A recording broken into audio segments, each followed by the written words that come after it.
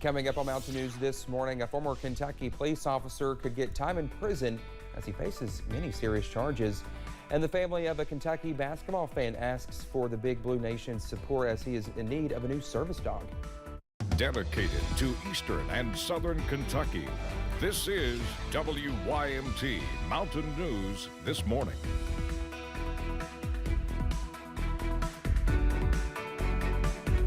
Happy Friday morning to you. It's 6:30 here. I'm Dakota Makris. Thank you so much for joining us on this Friday. Let's head over to Brandon for a look at our forecast this morning. And Brandon, I'm told just because I leave the house and there's no fog doesn't mean fog doesn't happen. Sometimes it develops a little bit after you leave the house. I told them during the break, I said, Brandon, are you sure there's fog when I've seen it on our cameras. I said when I leave the house and there's no fog, in my mind there's no fog, but yeah, nope. Sometimes it develops after, especially if there's some rain, which we've had overnight. Let's take a look at that there this morning, and you're going to see some waves of rain in the overnight hours. It was pretty heavy for a little bit. Now it's started to kind of fizzle out, not completely gone just yet, especially in those eastern counties. So just kind of keep an eye out this morning. Not sure what's going on there. That camera was working just a minute ago, but it's offline now.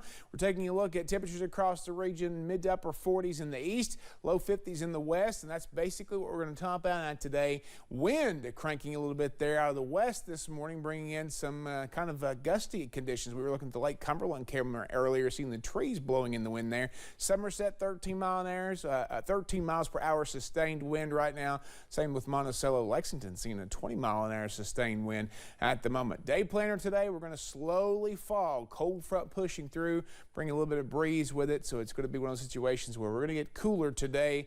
Tonight, this weekend, all looking a little bit dreary. I'll talk more about that here in just a little bit. Dakota?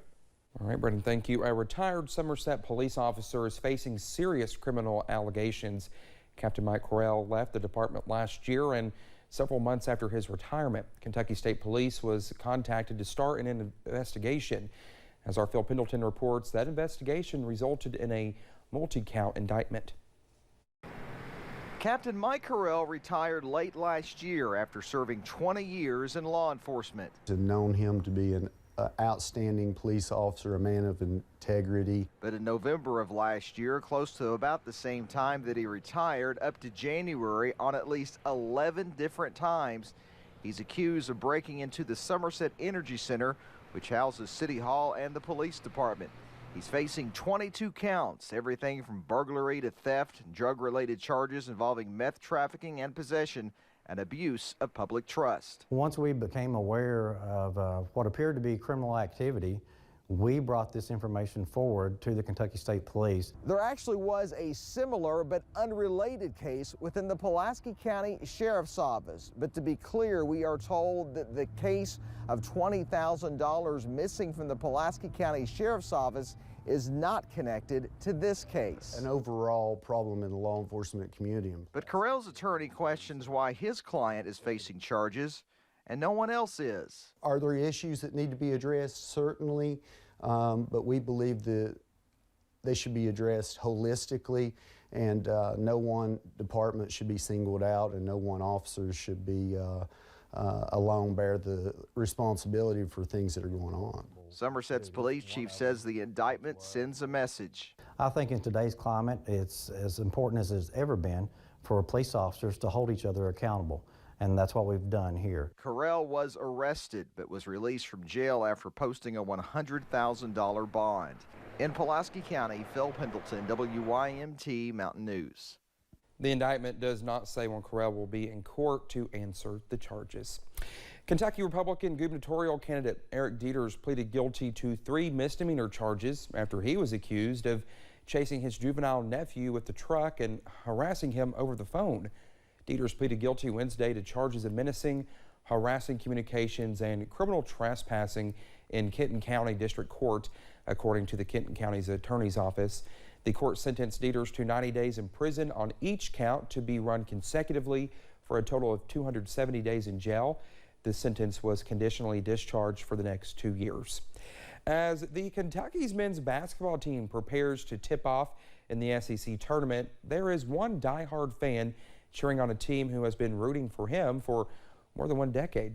Kevin Massey was diagnosed with an inoperable brain tumor in 2010. In the years since, he has made tremendous progress and credits Kentucky fans for all their support. But as Chad Hedrick explains, Kevin and his family are needing the Big Blue Nation again as he takes steps in his recovery. Kevin Massey will tell you Kentucky's men's basketball team is showing a fight. We're peaking at the right time of the year. The diehard Kentucky fan living in Hoosier country knows a thing or two about not giving up. It's been 13 years since Kevin was diagnosed with an aggressive brain cancer when he was 16. At one point, doctors did not expect him to survive. They told us, he probably will not survive more than 24 hours, and if he does, he's going to be a vegetable. But Kevin is a fighter and was fighting for his life when someone whispered in his ear. Coach Cal whispered in his ear and said, "Kevin, you get healthy, you're going to be part of my team." And that he did.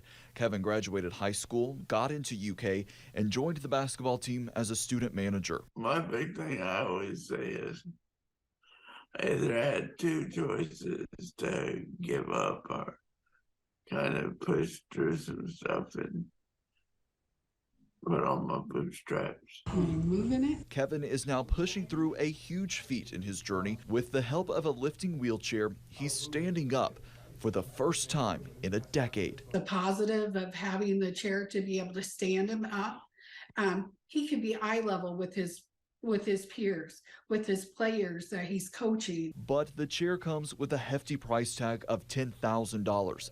At the same time, the family needs another $3,000 to get Kevin a new service dog after his, Aria, passed away in December. Coach Cal, when Aria didn't come to practice, he would always ask, "Where's Aria?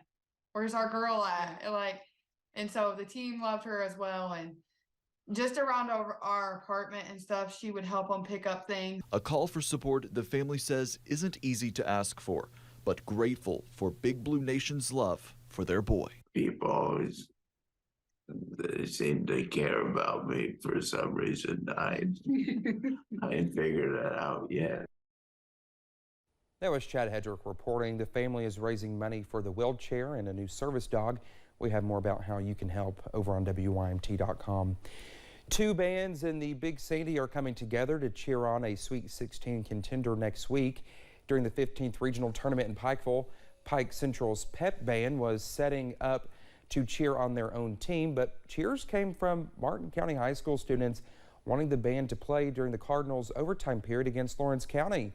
Following the band's performance, videos went viral on social media and a relationship was built between the two schools. After that game that they won was the Pike Central game. Many of Martin County's fans stayed around and cheered us on and was very encouraging to the band during that time.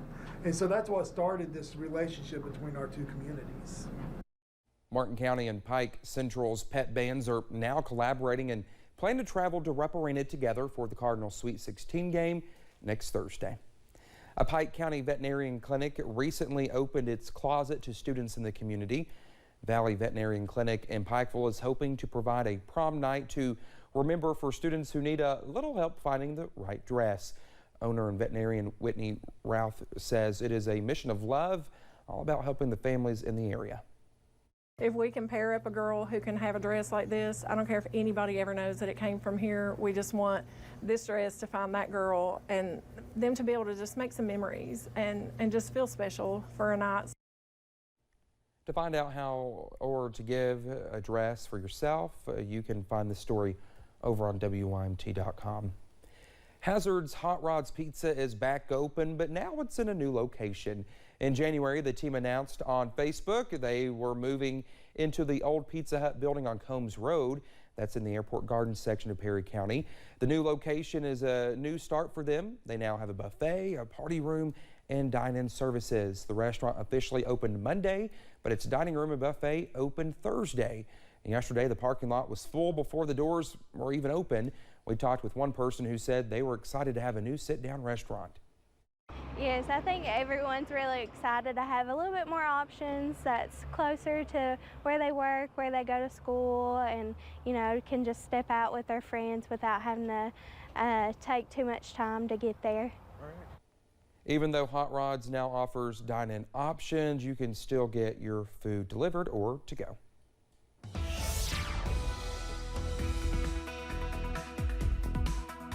6:40 here on this Friday morning. The fog situation getting a little bit better, but you can still see we've got some low numbers across parts of the region. There's still some drizzle out there, so continue to be careful on your way out the door.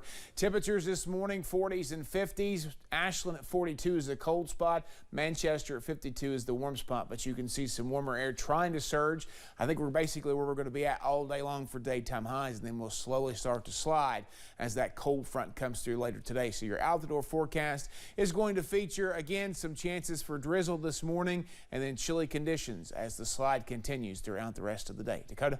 All right, B-Rob, thank you. The time is 6:40 when we come back here on Mountain News this morning. The Food and Drug Administration calls for the baby formula industry to do better to keep bacteria out of its products.